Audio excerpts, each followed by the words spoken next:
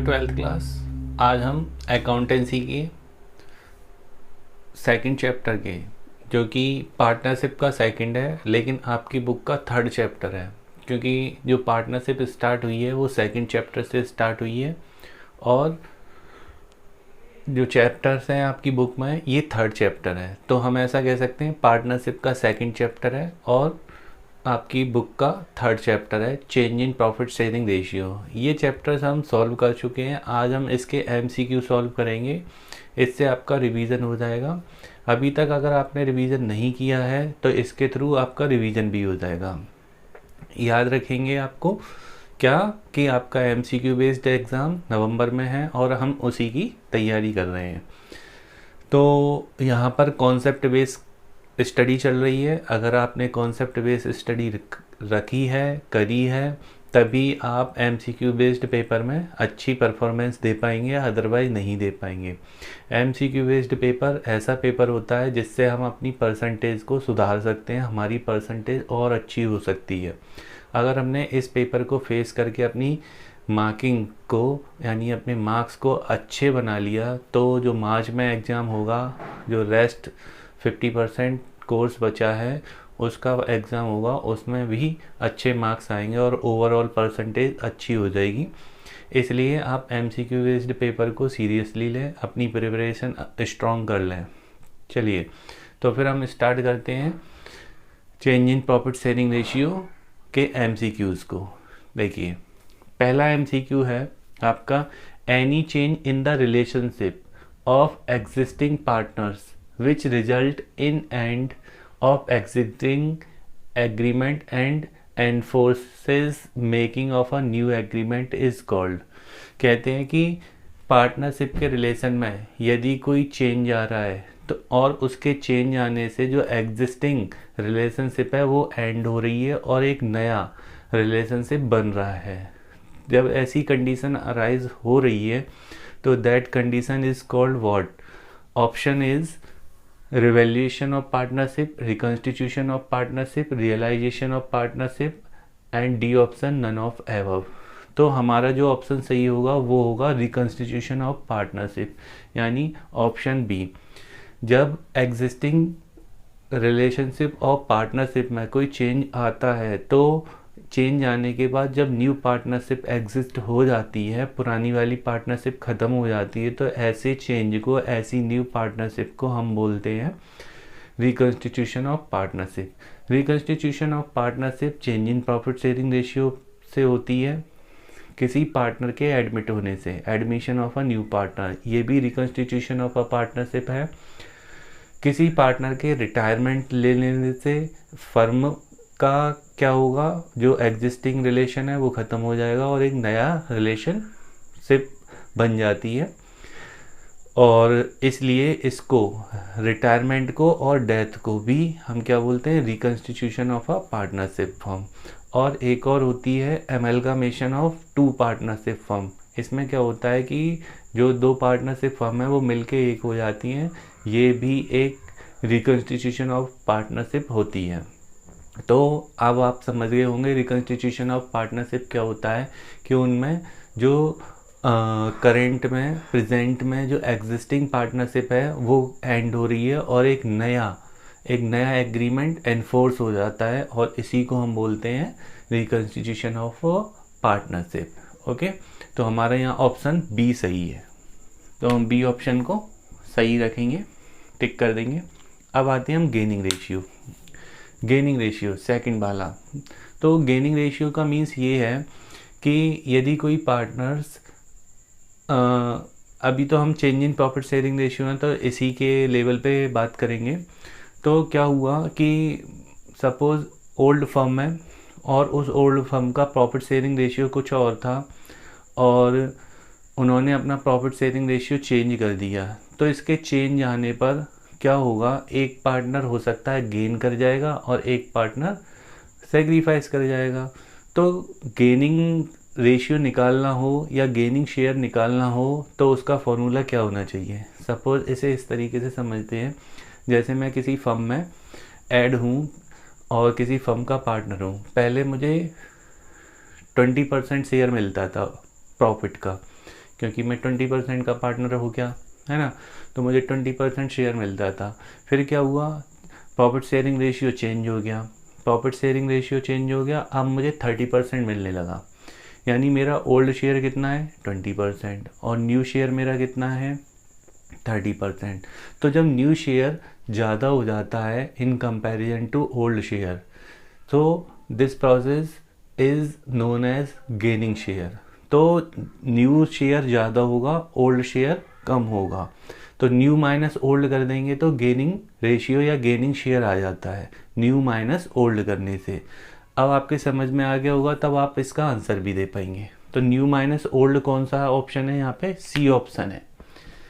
New में से old minus करेंगे तो आपको गेनिंग पता चल जाएगा, तो हमारा ऑप्शन ये सही होगा। ओके, इनको याद रखेंगे कि गेनिंग रेशियो का फॉर्मूला क्या है, न्यू माइनस ओल्ड। अब सेक्रीफाइस स्किप पे आते हैं, थर्ड ऑप्शन हमारा यही है। थर्ड ऑप्शन क्या कहता है, थर्ड ऑप्शन में बोला है कि सेक्रीफाइसिंग रेशियो बताओ क्या है।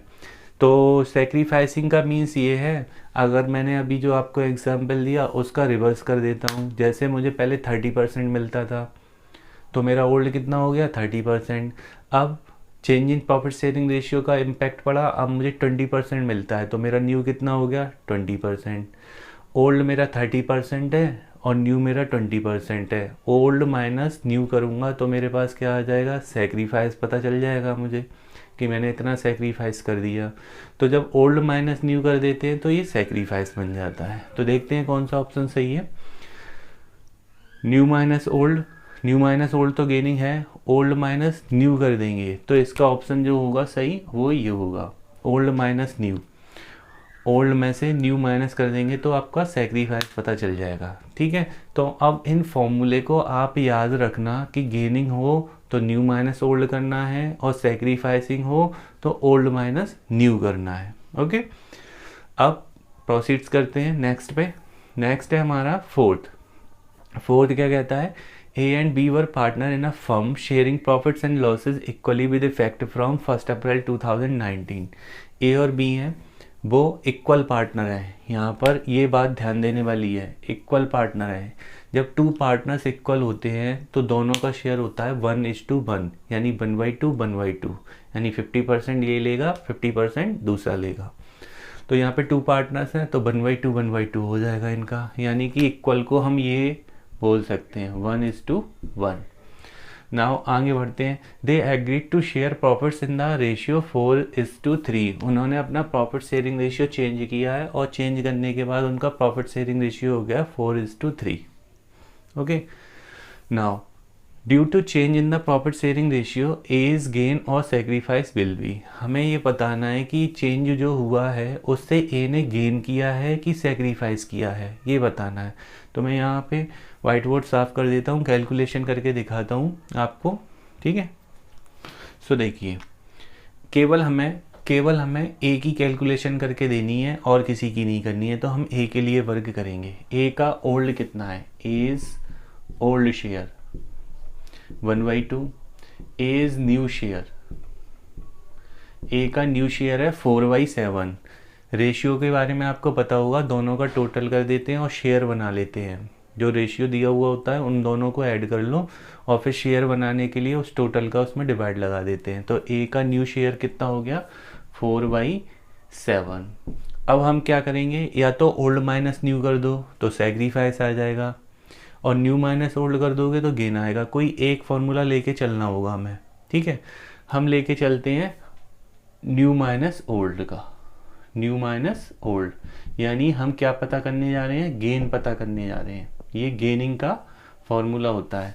न्यू माइनस ओल्ड कर देंगे तो गेन आ जाएगा। अब हम वैल्यू पुट कर देते हैं इसमें। वैल्यू इज न्यू है 4/7 एंड ओल्ड है 1/2। एलसीएम ले लेंगे 14 आएगा। एलसीएम हमारा 14 आएगा। 7 से डिवाइड लगाएंगे, 2 टाइम्स कटेगा और 2 का 4 में मल्टीपल कर देंगे 8 आ जाएगा। ये 2 से 7 टाइम्स कटेगा और 7 का 1 में मल्टीपल कर देंगे 7 आ जाएगा। 1/14, इट मीन्स इन्होंने 1/14 गेन किया है। ओके, तो हमारा आंसर होगा फर्स्ट वाला। एज गेन कितना है 1/14। नाउ क्लियर हो गया होगा अब आपको कि इसकी कैलकुलेशन भी हमने देख ली, ए के लिए करनी थी। और कैसे निकाला जाता है, गेन के लिए हमें न्यू माइनस ओल्ड कर देना होता है। अगर सेक्रीफाइस निकाल रहे होते तो ओल्ड माइनस न्यू कर देते। ठीक है, नेक्स्ट है हमारा फिफ्थ एमसीक्यू। फिफ्थ एमसीक्यू क्या कह रहा है, A B C were partners in the ratio 7:3:2 from 1 Jan 2019। They decide to share profits और losses in the ratio of 8:4:3। उन्होंने अभी अपना प्रॉफिट शेयरिंग रेशियो चेंज कर दिया है। Due to change in the profit sharing ratio B's gain और sacrifice will be. अभी हमें बी की कैलकुलेशन करनी है तो सेम है, ऐसे ही करेंगे। तो ओनली बी के लिए कैलकुलेशन करेंगे। बी का ओल्ड कितना है पहले ये नोट करेंगे और बी का न्यू कितना है ये नोट कर लेंगे, उसके बाद कंपैरिजन कर लेंगे।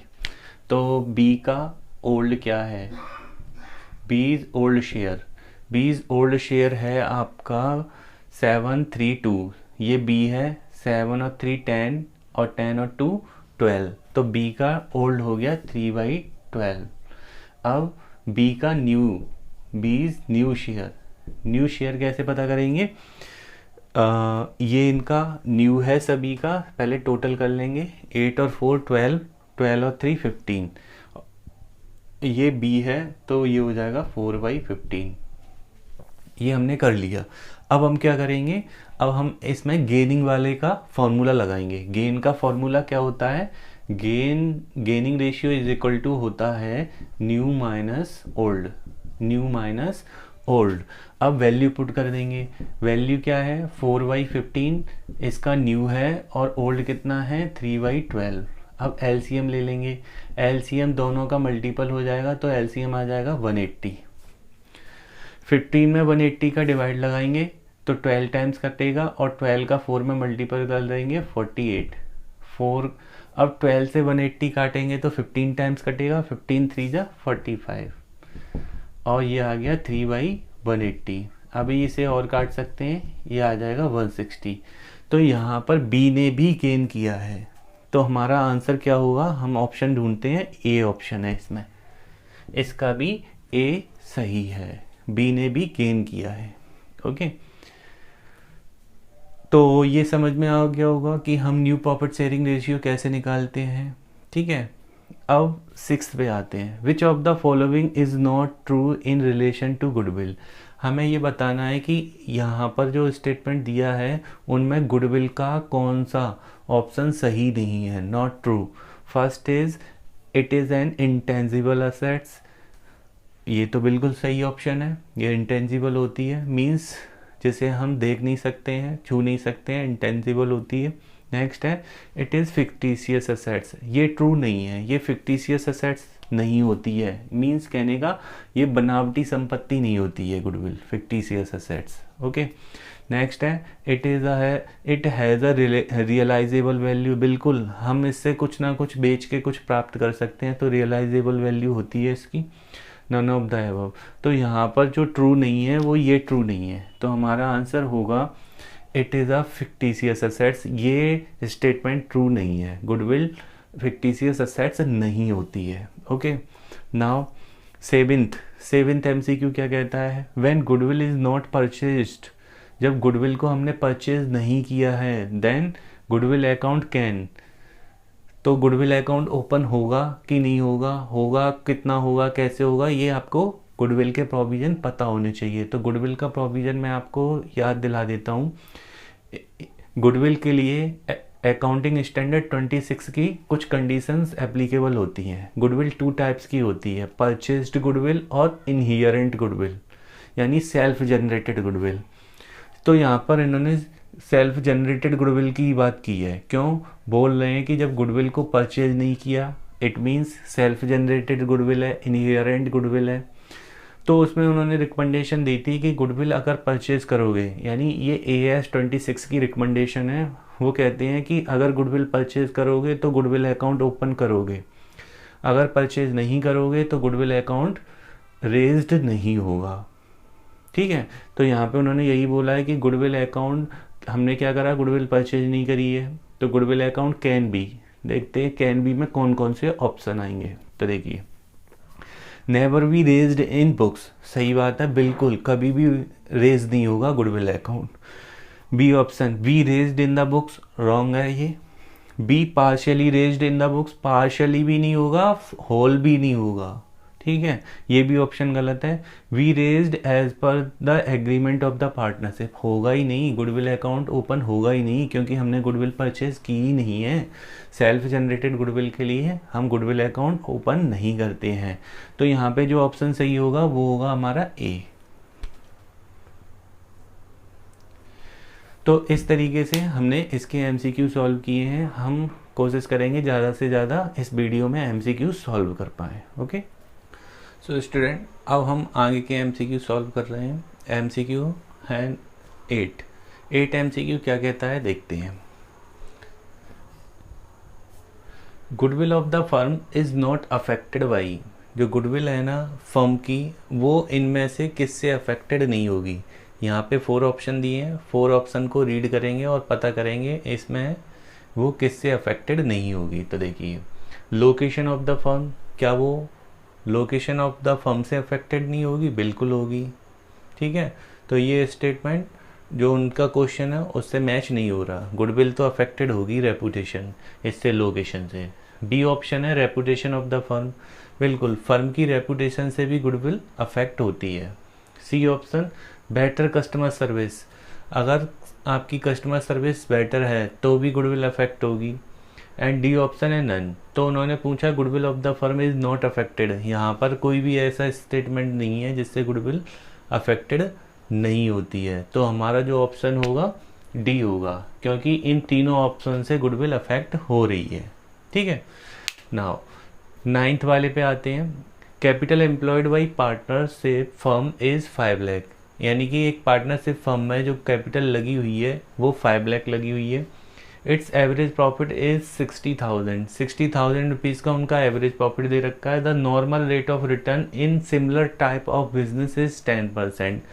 तो इस टाइप के बिजनेस में जो नॉर्मल रेट ऑफ रिटर्न चल रही है वो 10% चल रही है। ये नॉर्मल रेट ऑफ रिटर्न क्या होती है, ये मैंने अपनी वीडियो में तुम्हें समझाया था जब change in profit sharing ratio में स्टडी करा रहा था। आप मेरी change in profit sharing ratio वाली वीडियो को जाके प्ले करें और देखें, उससे नॉलेज गेन करें कि किस तरीके से मैंने रेशियो कैलकुलेट करना बताया है और गुडविल की वैल्यूएशन करना आपको बताया कि गुडविल किस तरीके से वैल्यूड होती है और कितने मेथड हैं, इसकी मैं वीडियो बना चुका हूँ। आप मेरे चैनल पे जाके उन वीडियो को देख सकते हैं, ठीक है। तो इस टाइप के बिजनेस में 10% की रेट चल रही है। What is the amount of super profit, super profit की अमाउंट पूछ रहे हैं। इसके लिए मैं कैलकुलेशन करके दिखा देता हूँ आपको। तो देखिए, सुपर प्रॉफिट का फॉर्मूला, सुपर प्रॉफिट क्या होता है, super profit equal to actual average profit minus normal profit. अब यहाँ पर हमें एक्चुअल एवरेज प्रॉफिट दे रखा है 60,000 का, ये वैल्यू तो गिवन है, नॉर्मल प्रॉफिट गिवन नहीं है। तो हम नॉर्मल प्रॉफिट कैसे निकालते हैं, नॉर्मल प्रॉफिट निकालने के लिए capital employed into rate of return, इस तरीके से नॉर्मल प्रॉफिट निकाला जाता है। इसका मैंने फॉर्मूला आपको नोट कराया हुआ है, आप जाके मेरी वीडियो में देखें, मेरे नोट्स में देखें, ठीक है। तो नॉर्मल प्रॉफिट कैसे निकलता है, कैपिटल एम्प्लॉयड या capital invested into rate of return divided by 100, यही हम यहाँ पे कर रहे हैं। उन्होंने कैपिटल कितनी लगाई हुई है 5 लाख, रेट ऑफ रिटर्न कितनी है 10%, तो ये कितना आ जाएगा 50,000, ये नॉर्मल प्रॉफिट है। अब इस फॉर्मूले में वैल्यू पुट कर देते हैं, सुपर प्रॉफिट पूछा है उन्होंने हमसे। तो एक्चुअल एवरेज प्रॉफिट कितना दिया है 60,000, नॉर्मल प्रॉफिट कितना हो गया 50,000, तो हमारा सुपर प्रॉफिट कितना आएगा 10,000। अब देखिए इसमें कौन सा ऑप्शन सही लग रहा है, बी ऑप्शन सही है, ये आंसर आएगा हमारा, ठीक है। इस तरीके से छोटी मोटी कैलकुलेशन करके आप आंसर निकाल सकते हैं। Next, weighted average method of calculating goodwill is used when, जो गुडविल के कई सारे फॉर्मूले हैं, super profit method, capitalization method, average profit method, ये सब मैंने आपको बताए हुए हैं, ठीक है। उन्हीं में से एक है वेटेड एवरेज प्रॉफिट मेथड। इसे कब लगाया जाता है ये पूछा है क्वेश्चन में। तो देखिए ऑप्शन है प्रॉफिट्स आर नॉट इक्वल, जब फर्म के प्रॉफिट इक्वल ना हो तब हमें वेटेड एवरेज लगाना चाहिए। Profit show a trend, profit trend show करा रहे हैं, या तो बढ़ते चले जा रहे हैं या घटते चले जा रहे हैं, ऐसा ट्रेंड दिखा रहे हैं। नेक्स्ट है profits are fluctuating, profits fluctuate हो रहे हैं, कभी कम कभी ज़्यादा, कभी कम कभी ज़्यादा, इस तरीके से हो रहे हैं। और डी ऑप्शन है नन। तो वेटेड एवरेज प्रॉफिट मेथड तभी लगता है जब प्रॉफिट ट्रेंड शो करा रहे हो। जब आपने weighted average profit method use किया होगा तब आपने देखा होगा उसमें वेट्स मल्टीपल करते हैं, इंक्रीजिंग वेट्स इन मल्टीपल होते हैं या डिक्रीजिंग वेट्स मल्टीपल होते हैं प्रोडक्ट पता करने के लिए। तो ये इंक्रीजिंग ट्रेंड का मतलब ही यही होता है, इंक्रीजिंग जो हम यूज़ कर रहे होते हैं वहाँ पर वेट वो यही शो करा रहे होते हैं, ठीक है ना। तो हमारा जो आंसर होगा वो होगा B, profit show a trend. Okay, now 11, profits earn by a business over last 5 years. ये 5 ईयर्स का इनका प्रॉफिट दे रखा है, 1 2 3 4 5, ये लॉस है। So based on 2 years purchase of last 5 years profit value of goodwill will be. यहाँ पे हमें बताना है कि गुडविल की वैल्यू कितनी होगी, तो इसकी कैलकुलेशन हमें करनी होगी। हम सबसे पहले एवरेज प्रॉफिट निकालेंगे। तो देखिए सबसे पहले हम क्या करेंगे, इन प्रॉफिट्स को ऐड कर लेंगे। ये प्रॉफिट्स हैं कितने के, तो देखो 12,000 एंड 13,000 कितना हो जाएगा, ये हो जाएगा 25,000। ये ले लिया, ये ले लिया, अब ये लेंगे और फिर ये लेंगे, तो 14,000 ऐड करेंगे। तो 14,000 ऐड करेंगे तो ये कितना हो जाएगा, ये कितना हो गया 39,000। अब इसमें ये 18,000 भी ऐड कर देंगे, 18,000 ऐड कर देंगे तो ये कितना हो जाएगा 57,000। 57,000 हो गया। अब इस 57,000 में 2,000 का लॉस है, ये माइनस हो जाएगा क्योंकि ये लॉस था, प्रॉफिट ऐड हो जाएंगे, तो ये कितना हो जाएगा 55,000। ये आपका हो गया टोटल प्रॉफिट। अब टोटल प्रॉफिट्स में वैल्यू पुट करेंगे,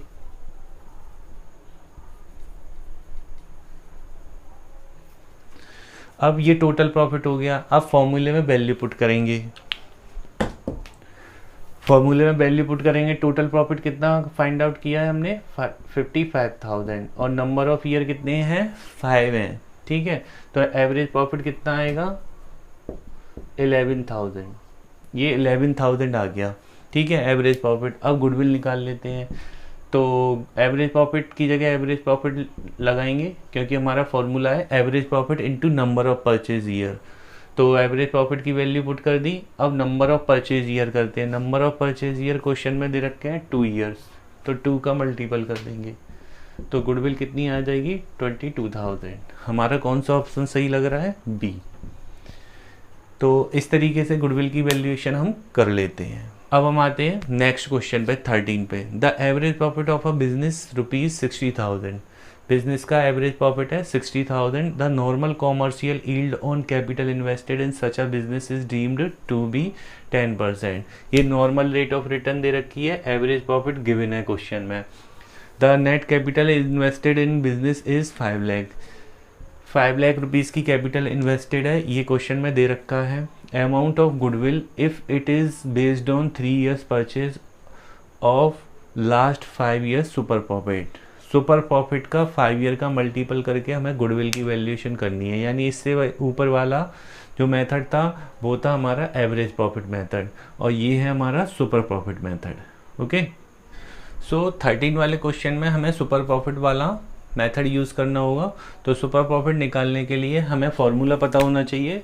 सुपर प्रॉफिट मीन्स होता है average profit minus normal profit, ये फॉर्मूला होता है सुपर प्रॉफिट का। क्वेश्चन में हमें ये तो गिवन है normal profit average profit, question में हमें एवरेज प्रॉफिट तो गिवन है 60,000 का, बट नॉर्मल प्रॉफिट गिवन नहीं है। तो नॉर्मल प्रॉफिट कैलकुलेट करेंगे कैसे, नॉर्मल प्रॉफिट कैलकुलेट करने का फॉर्मूला होता है capital invested into rate divided by 100, ये फॉर्मूला होता है।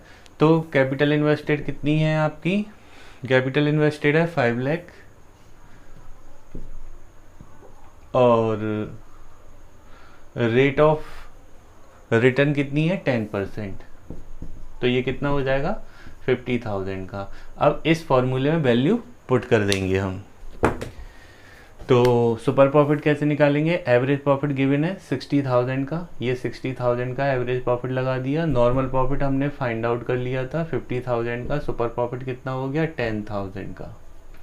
ठीक है, अब गुडविल की वैल्यूएशन करेंगे। गुडविल की वैल्यूएशन का क्या फॉर्मूला होता है सुपर प्रॉफिट के केस में? गुडविल इक्वल टू होती है, गुडविल इक्वल टू होती है super profit into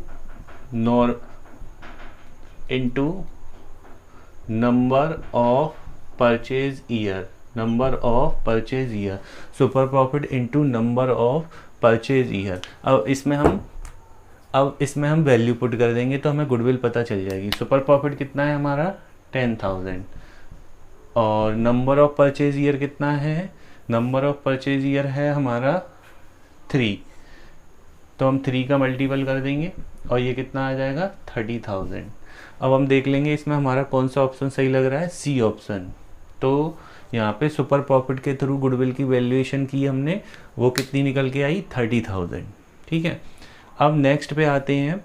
under the capitalization method the formula for calculating the goodwill is. Capitalization method का आपको पता होना चाहिए। कैपिटलाइजेशन मेथड ऑफ गुडविल के 2 फॉर्मूलाज होते हैं। फर्स्ट है, आपको मैंने ये भी बताया है, तो फर्स्ट फॉर्मूला होता है goodwill is equal to capitalization value of average profit minus actual capital. दूसरा होता है कैपिटलाइजेशन ऑफ सुपर प्रॉफिट। इसके लिए हम जो वैल्यू जो फॉर्मूला लगाते हैं वो लगाते हैं goodwill equal to super profit into 100 divided by normal rate of return. ये वाला फॉर्मूला हम लगाते हैं, super profit into 100 divided by normal rate of return. तो कैपिटलाइजेशन मेथड के 2 फार्मूलाज होते हैं, आपको दोनों पता होना चाहिए तभी आप आंसर दे पाएंगे। अब हम ऑप्शन पढ़ के पता करेंगे इसमें कौन सा वाला फॉर्मूला यूज़ हो रहा है और जिससे हमारा ऑप्शन सही हो जाएगा। तो देखिए, under capitalization method the formula for calculating the goodwill is super profits multiplied by rate of return. ये रॉन्ग है क्योंकि सुपर प्रॉफिट में नॉर्मल रेट ऑफ रिटर्न का मल्टीप्लाई नहीं होता, तो ये ऑप्शन तो रॉन्ग हो गया। Next B option, average profit multiplied by the rate of return, ये ऑप्शन भी रॉन्ग हो गया। Next C option, super profit divided by rate of return, ये एकदम सही भी है। इसी से हम कैपिटलाइजेशन मेथड के अंडर में गुडविल की वैल्यूएशन करेंगे। तो कैपिटलाइजेशन मेथड के 2 फार्मूलाज होते हैं, उनमें सेकंड वाला यूज़ हो रहा है। जो सेकंड वाला होता है कि super profit into 100 divided by rate of return, तो divided by rate of return है। डी ऑप्शन भी रीड कर लेते हैं, average profit divided by rate of return, कोई मतलब नहीं है, ये ऑप्शन सही है। तो देखा आपने, हमें अगर चैप्टर्स की फुल नॉलेज है तो हमारे पास आंसर है, चैप्टर की फुल नॉलेज नहीं है तो आंसर नहीं दे पा रहे हैं हम। इसलिए आप डीप स्टडी करिए, कॉन्सेप्ट स्टडी करिए, फुल चैप्टर्स की स्टडी कीजिए। ठीक है। Next 15th, the net assets of a firm including fictitious assets of ₹5,000 are 85,000। एक फर्म की नेट असेट्स दे रखी हैं 85,000 की, जिसमें 5,000 की एक फिक्टिशियस असेट्स इंक्लूड है। ये तो इन्फॉर्मेशन है। आगे क्या कहते हैं, the net liabilities of the firm are 30,000। Firm की नेट लाइबिलिटीज दे रखी है 30,000। The normal rate of return is 10% and the average profit of the firm is 8,000। 10% की नॉर्मल रेट ऑफ रिटर्न दे रखी है और एवरेज प्रॉफिट दे रखा है फर्म का 8,000। Calculate goodwill by capitalization of super profit, ये वाला फॉर्मूला यूज़ करके हमें गुडविल की वैल्यूएशन करनी है। तो चलिए करते हैं। तो सबसे पहले हम कैपिटलाइजेशन ऑफ सुपर प्रॉफिट का फॉर्मूला लिख लेते हैं। कौन सा फॉर्मूला यूज़ होता है इसमें, तो इस केस में गुडविल जो निकलती है उसके लिए जो फॉर्मूला यूज़ होता है, goodwill equal to super profit into 100 divided by rate of return.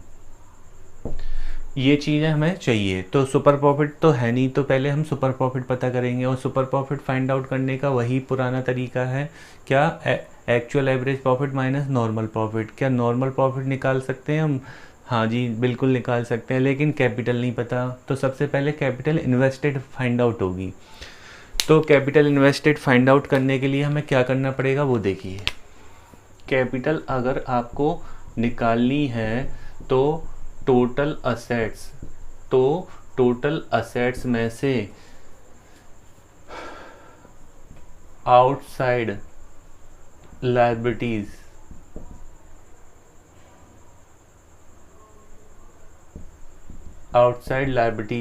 Minus कर देते हैं। इससे कैपिटल पता हो जाती है। तो आपको ये फॉर्मूला ध्यान रखना है कि कैपिटल फाइंड आउट करने के लिए आपको क्या करना है, टोटल असेट्स में से आउटसाइड लायबिलिटीज माइनस कर देनी है। अब टोटल असेट्स, अच्छा एक बात और ध्यान रखेंगे, जब गुडविल की वैल्यूएशन के लिए हमें कैपिटल पता करनी हो तो फिक्टिशियस असेट्स को एक्सक्लूड कर देते हैं, टोटल असेट्स में इंक्लूड नहीं करते हैं। हमारी जो टोटल नेट असेट्स इन्होंने क्वेश्चन में दे रखी है 85,000 की दे रखी है, लेकिन उसमें 5,000 की फिक्टिशियस असेट्स इंक्लूड है, तो फिक्टिशियस असेट्स को भी निकाल के बाहर कर देंगे। तो अब हम अपना फॉर्मूला थोड़ा सा बढ़ा लेंगे। यहाँ पे हम क्या करेंगे, फिक्टिशियस एसेट्स को भी माइनस कर देते हैं। जब गुडविल की वैल्यूएशन कर रहे होते हैं तो फिक्टिशियस एसेट्स को भी माइनस कर दिया जाता है कैपिटल फाइंड आउट करने में। अब वैल्यू पुट करते हैं। 85,000 की हमारी टोटल एसेट्स है, जिसमें से आउटसाइड लायबिलिटीज़ कितनी दे रखी है, 30,000 रुपीज़ की। 30,000 रुपीज़ की आउटसाइड लायबिलिटीज़ है और 5,000 की फिक्टिशियस एसेट्स है। हमारा जो कैपिटल है वो आ गई 50,000 की। इस तरीके से 50,000 की गुडविल एक कैपिटल आ जाएगी। अब कैपिटल आ जाएगी तो नॉर्मल प्रॉफिट भी आ जाएगा। नॉर्मल प्रॉफिट कैसे निकलता है, वही पुराना फॉर्मूला है नॉर्मल प्रॉफिट फाइंड आउट करने का। Capital invested into rate of return divided by 100। ये पुराना फॉर्मूला है तो हम इसका यूज़ कर लेते हैं। कैपिटल इन्वेस्टेड हमने फाइंड आउट कर ही ली है, कितनी है 50,000, तो 50,000 आ गई। Normal rate of return question में दे रखी है 10%, तो हम 10% लगाएंगे, कितना आ जाएगा 5,000। तो नॉर्मल प्रॉफिट भी आ गया। नॉर्मल प्रॉफिट आ गया तो सुपर प्रॉफिट निकालना पड़ेगा। सुपर प्रॉफिट का फॉर्मूला क्या होता है, वही पुराना फॉर्मूला है। सुपर प्रॉफिट इक्वल टू होता है average profit minus normal profit. Normal profit actual average profit minus normal profit, ये हमारा फॉर्मूला होता है सुपर प्रॉफिट का। क्वेश्चन में आप देखिए, आपको एवरेज प्रॉफिट दे रखा है 8,000 रुपीज़ का, तो एवरेज प्रॉफिट हम लगाएंगे 8,000 रुपीज़ और नॉर्मल प्रॉफिट कितना दे रखा है 5,000 का, तो सुपर प्रॉफिट कितना आ जाएगा 3,000 रुपीज़ का सुपर प्रॉफिट आ जाएगा। अब हम गुडविल निकाल सकते हैं। गुडविल निकालने के लिए ये वाला फॉर्मूला यूज़ होगा, तो अब इसमें वैल्यू पुट करेंगे। सुपर प्रॉफिट कितना है 3,000 का, ये 3,000 हमने लगा दिए, इंटू 100 करेंगे। नॉर्मल रेट ऑफ रिटर्न कितनी है 10, तो अब वैल्यू आएगी 30,000 की। तो इस तरीके से गुडविल आ रही है 30,000 की। अब आप ऑप्शन देखिए, बी ऑप्शन सही है। तो देखा हमने कितनी जल्दी सॉल्व कर लिया। अगर आपको भी ये फॉर्मूले याद हैं और आप यूज़ कर लेंगे तो इजीली आंसर निकल आता है। इनका आंसर हमें बड़ी फास्टली देना पड़ता है, क्योंकि एग्ज़ाम में हमें नपा तुला टाइम मिलेगा, यानी कि 1.5 आवर्स, 1.5 घंटा मिलेगा, उसी में हमें सॉल्व करना पड़ेगा। तो इसलिए आप अपनी स्पीड भी बढ़ाएंगे साथ के साथ। तो आज की वीडियो के लिए 15 MCQ मैंने आपको सॉल्व करा दिए हैं। इनको एक बार फिर से आप रिवाइज कर लेना, ठीक है। नेक्स्ट वीडियो में हम आगे के MCQ सॉल्व करेंगे। Okay, good bye, thank you.